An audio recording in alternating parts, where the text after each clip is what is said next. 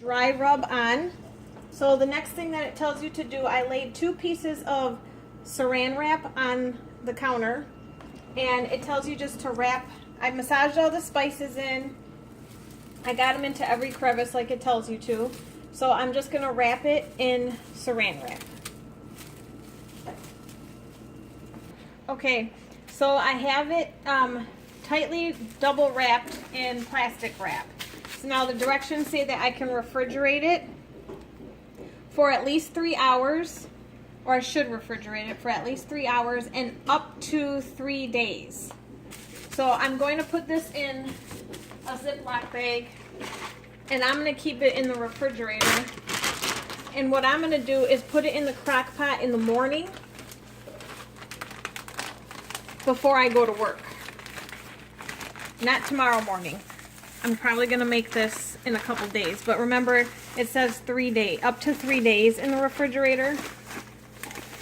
And that'll just help the flavors get into the pork shoulder. So I'm going to write down the date, which is the date is the 21st. And May 24th, used by. So I'll just put that on there.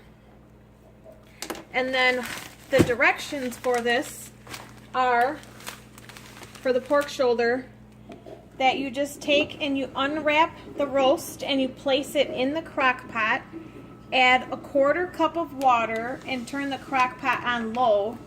You cook for 8 to 10 hours until the meat is fork tender. Transfer the roast to a cutting board and discard all the liquid in the crock pot. Pull the meat apart by tearing the meat into thin shreds with 2 forks or with your fingers.